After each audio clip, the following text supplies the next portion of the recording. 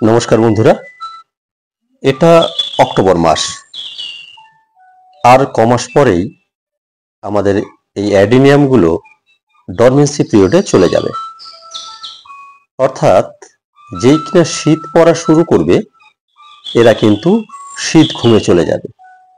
সেই সময় এরা খাওয়া দাওয়া সব বন্ধ, এদের পাতা সব ঝরিয়ে দেবে এবং জলের চাহিদাও কিন্তু এদের সেরকম থাকবে না। আর এদের একটা টেন্ডেন্সি হলো এই ডরমেন্সিতে যাওয়ার আগের মুহূর্তেই এরা কিন্তু প্রচুর ফ্লাওয়ারিং করে। অর্থাৎ আমাদের আর 2 মাস, এটা অক্টোবর, নভেম্বর, ডিসেম্বর। আমাদের পশ্চিমবাংলায় ডিসেম্বর এবং জানুয়ারি এই দুটো মাসই মেনলি ঠান্ডাটা থাকে।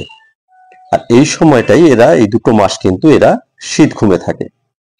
কাজেই এই শীত ঘুমে যাওয়ার আগে আমাদের কিছু পরিচর্যা করতে হবে এই অ্যাডিনিয়ামগুলোকে, যাতে শীত ঘুমের আগের ফ্লাওয়ারিং স্টেজটাও খুব ভালোভাবে এরা ফ্লাওয়ারিং করতে পারে এবং শীত ঘুমের পরেও যাতে ঘুম কাটিয়ে এরা সুন্দরভাবে তৈরি হতে পারে ফুল দেওয়ার জন্য। তাহলে আসুন আমরা জেনে নিই যে এই সময় এই গাছগুলোর কি পরিচর্যা করতে হবে। অর্থাৎ এদের মিডিয়াতে কি ধরনের খাবার দিতে হবে, অথবা ফলিয়ার স্প্রেও ফলিয়ার স্প্রে কিভাবে করতে হবে, সেই সম্পর্কে আজকে কিছু তথ্য আমরা জেনে নিই। অ্যাডিনিয়াম অর্থাৎ ডেজার্ট রোজ বা মরুগোলাপ বলি আমরা। অর্থাৎ এটা মরুভূমির উদ্ভিদ বলেই আমরা জানি। কাজে এর জলের চাহিদা কিন্তু অন্যান্য গাছের তুলনায় অনেক কম। আবার বৃষ্টির সময় আমরা বলি যে বৃষ্টিতে যদি এই গাছগুলোকে রাখা যায় তাহলে কিন্তু এদের ভেজিটেটিভ গ্রোথ অনেক ভালো হয়। অ্যাকচুয়ালি যে কোনো গাছেরই বৃষ্টির জল পেলে পরে তাদের গ্রোথ খুব সুন্দর হয়, পাতাগুলো চকচকে হয়। তার একটাই কারণ, বৃষ্টির জলে কিন্তু প্রচুর পরিমাণে নাইট্রোজেন থাকে। আর এবছরে অনিয়মিত বৃষ্টিপাতের জন্য আমাদের প্রচুর বৃষ্টির জল খাচ্ছে এই গাছগুলো।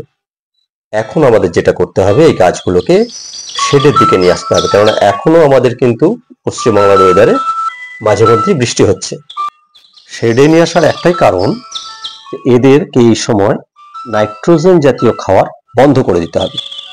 কারণ আমরা জানি যে গাছের ফুল ফল আনার জন্য মেনলি আমাদের দরকার পটাশ এবং ফসফরাস যুক্ত খাবার।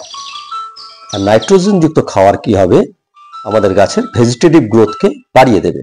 অর্থাৎ গাছের ফুল না এসে পাতা আসতে শুরু করবে, গাছের ডাল বেড়ে যাবে, গাছের কডেক্স মোটা হয়ে যাবে। এইগুলো আমরা এখন চাইছি না, আমরা চাইছি ফুল আনতে। তাই এখন আসি যে এই ফুল আনার জন্য আমাদের কি কি খাবার দেব আমরা এর পটিং মিডিয়ায়, বা এর ফলিয়ার স্প্রে করব কি ধরনের খাবার। এখানে আমি 3টে 8 ইঞ্চি মাপের পট বেছে নিয়েছি যে কিভাবে খাবার তৈরি করব সেটা দেখানোর জন্য। আপনারা সেই হিসেবে, সেই রেশিওতেই আরও বেশি টবের জন্য খাবার তৈরি করবেন। এখানে আমি 2টো অ্যাডিনিয়াম ওবেসাম নিয়েছি এবং একটা নিয়েছি অ্যারোবিকাম। সমস্ত গাছেরই একই পরিচর্যা। প্রথমেই আমরা গাছের গোড়ার আগাছাগুলোকে তুলে ফেলব, একটা একটা করে আগাছা তুলে ফেলব। তার কারণ একটাই, আমরা এর উপরে যদি খাবার দিই, যে কোনো খাবারই দিই, সেগুলো কিন্তু আগাছাগুলো বড় হয়ে যাবে, আগাছাগুলোই বেশি বেড়ে উঠবে। সেই তুলনায় মেন গাছ কিন্তু খাবার কম পাবে। আর যেহেতু এর আগে বৃষ্টির জল খেয়েছে, প্রচুর আগাছা কিন্তু প্রচুর হবে গাছের গোড়ায়, সেগুলোকে একে একে টেনে তুলে দিতে হবে।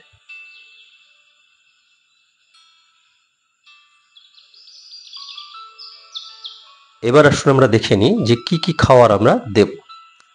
আমি এখানে একটা ডিশের মধ্যে সমস্ত খাবারগুলোকে পরিমাণ অনুযায়ী সাজিয়ে রেখেছি। এবার আসুন একটা একটা করে। এখানে আমরা 2 চামচ হাড় গুঁড়ো বা বোন মিল নিয়েছি। এর প্রধান কাজ হলো ক্যালসিয়াম ও ফসফরাস সরবরাহ করা, যা উদ্ভিদের শিকড়, পাতা এবং ফুল ফল বৃদ্ধিতে সাহায্য করে এবং উদ্ভিদের সামগ্রিক বৃদ্ধিতে সহায়তা করে। এরপরে এটা নিয়েছি এপসাম সল্ট। এপসাম সল্ট গাছের ক্লোরোফিল বৃদ্ধিতে সহায়তা করে। 1/2 চামচ নিয়েছি এপসাম সল্ট। এটা হচ্ছে নিমখোল। নিমখোল আমরা নিয়েছি 1 চামচ। নিমখোল কিন্তু গাছের মাটির কীটপতঙ্গকে দূরে রাখতে সাহায্য করে এরপরে এটা নিয়েছি আমরা পটাশ, মিউরেট অফ পটাশ। জানেন আপনারা যে এটা ফুল ফল বৃদ্ধিতে সহায়তা করে। এরপরের এটা নিয়েছি সিঙ্গেল সুপার ফসফেট 1/2 চামচ, এও ফুল ফল বৃদ্ধিতে সাহায্য করে, গাছের সামগ্রিক বিকাশ ঘটায়। এটা আমরা নিয়েছি হিউমিক অ্যাসিড, হিউমিক অ্যাসিড নিয়েছি 1/2 চামচ। এই হিউমিক অ্যাসিড শিকড় থেকে গাছের খাবার নিতে সাহায্য করে। এটা হচ্ছে মাইক্রোনিউট্রিয়েন্ট নিয়েছি 1 চামচ। আর এর পাশে নিয়েছি ডিএপি, ডিএপির দানা নিয়েছি আমি 15 থেকে 20টা, 3টে টবের হিসেবে 15 থেকে 20 দানা ডিএপি নিয়েছি আমি। আর এরপরে শেষ আইটেমটা যেটা দেখছেন এটা হলো ট্রাইকোডার্মা ভিরিডি, এটা আমি নিয়েছি 1 চামচ মতন। এটা গাছের ফাঙ্গিসাইডের কাজ করে, নিজেই একটা ফাঙ্গাস, উপকারী ফাঙ্গাস এটা। এ কিন্তু বাড়ির মাটির অপকারী যত সমস্ত ফাঙ্গাস আছে সবগুলোকে দূর করে। এই সবগুলোকে নিয়ে ভালো করে মিশিয়ে নিতে হবে প্রথমে। খুব সুন্দর করে মিশে গেলে এটাকে আমরা গাছে দেব। এবার গাছে কিভাবে দেব সেটা একটু দেখে নিই। প্রথমে আমরা গাছের গোড়ার সয়েল মিডিয়াটাকে একটু খুঁচিয়ে দেব। খুঁচিয়ে দেওয়ার একটাই কারণ, যাতে আমাদের খাবারটা সয়েল মিডিয়ার সঙ্গে ভালোভাবে মিশে যেতে পারে। সবগুলো গাছে আমি আস্তে আস্তে খুঁচিয়ে নেব, হালকা করে, খুব বেশি খোঁচানোর দরকার নেই, হালকা করে খুঁচিয়ে নেব। এটা যতটুকু দরকার মিশে যাওয়ার জন্য সেইটুকুনি। এরপরে দেখুন টপ প্রতি এইটুকু জাস্ট 2 চামচ মতন নিয়ে টবের চারদিক দিয়ে ভালো করে ছড়িয়ে দেব। ছড়িয়ে দিয়ে মাটিটাকে হালকা করে মিশিয়ে দেব খাবারগুলোর সঙ্গে। এইভাবে কিন্তু আমি 3টে টবেই একটা একটা করে এইভাবে নিয়ে, এই যে ঠিক 2 চামচ পরিমাণ নিয়ে, এবার যদি আপনাদের টব 10 ইঞ্চি হয় সেই জায়গায় আরও বেশি 3 চামচ পরিমাণ দিতে হবে। আর যদি ছোট হয় 6 ইঞ্চি হলে পরে 1 চামচ পরিমাণ নিয়ে সেই রেশিও অনুযায়ী আপনারা বড় বা ছোট টবে খাবারটা দিতে পারবেন।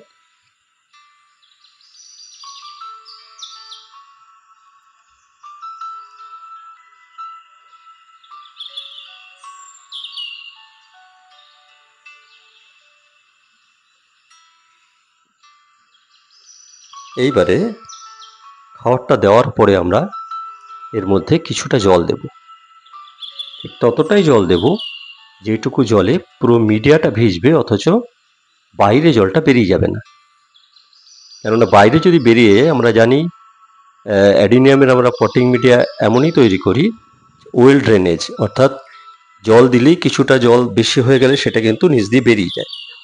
এক্ষেত্রে যদি বেরিয়ে যায় জল, সেক্ষেত্রে কিন্তু আমাদের খাবারটাও ধুয়ে ড্রেনেজ জল দিয়ে বেরিয়ে যাবে। তাই আমরা বেশি জল একদম দেব না। এই প্রথমবার খাবার দেওয়ার পরে অল্প করে জল দিয়ে দেবো, যাতে মিডিয়াটা খালি ভেজে। তারপরে 3 দিন কিন্তু আমরা কোনো রকমের জল এই গাছের গোড়ায় দেব না, বা এমন জায়গায় রাখবো যাতে বৃষ্টির জলও এই গাছের গোড়ায় না পড়ে। এই হলো আমাদের সয়েল মিডিয়ার পরিচর্যা। এরপরে যেটা করতে হবে, এর ঠিক 3 দিন পর আমরা গাছে একটা ফলিয়ার স্প্রে করব।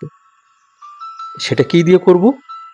প্রথমে আমরা 0050 এনপিকে 0050 1 গ্রাম নেব, যেটা সালফিউরিক অফ পটাশ বলা হয়, আর 05234 এটা 1 গ্রাম নেব।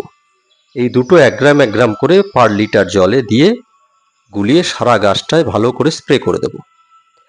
এই স্প্রেগুলো কিন্তু হয় সকালবেলায় করব সূর্য ওঠার আগে, অথবা সন্ধেবেলায় সূর্য ডুবে যাওয়ার পরে। এই স্প্রেটা করার ঠিক 3 দিন পর আমরা একটা মাইক্রোনিউট্রিয়েন্ট স্প্রে করব। সে আপনার কাছে যেই মাইক্রোনিউট্রিয়েন্ট আছে সেটাই আপনি 2 ml 1 লিটার জলে গুলে সারা গাছে ভালো করে স্প্রে করে দেবেন। আর এর মাঝে আপনি 3 দিন পর যেটা বললাম এনপিকে 0050 আর 05234 স্প্রে করবেন, তারপরে আপনি একদিন জল দেবেন গাছের গোড়ায়, তাও পুরো ভাসিয়ে নয়, ওই যে বললাম যাতে মিডিয়াটা পুরো ভিজে যায় সেইভাবে জল দেবেন। এরপরে মাইক্রোনিউট্রিয়েন্ট দেওয়ার আরও 3 দিন পর আপনারা সুপার সোনাটা 1 ml পার লিটার জলে দিয়ে স্প্রে করে দেবেন। এতে হবে কি, গাছে কোনো রকমের পোকামাকড়ের অ্যাটাকও হবে না, প্লাস এটা কিন্তু একটা প্ল্যান্ট গ্রোথ রেগুলেটরের কাজ করে। এই কাজটা আপনাদের করতে হবে।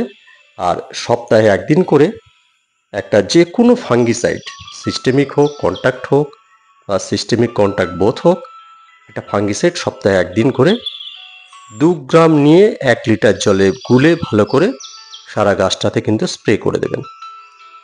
তাহলে এই ছিল আজকের ভিডিও। এটা করলে পরেই আপনাদের দেখবেন নভেম্বরে গাছে প্রচুর ফুল এসছে, এবং যারা সিড নিতে চান সেই সময় গাছের সিড পটও তৈরি হবে। এইভাবে আপনারা গাছের যত্ন করুন, আপনাদের গাছগুলো দেখুন বেশ সুন্দর ফুলে ভরে উঠবে। এই ছিল আজকের ভিডিও। যদি ভিডিওটা পছন্দ হয় অবশ্যই একটা লাইক করুন, বন্ধুদের সঙ্গে শেয়ার করুন আর চ্যানেলটা সাবস্ক্রাইব করে আমার সঙ্গে থাকুন। ধন্যবাদ।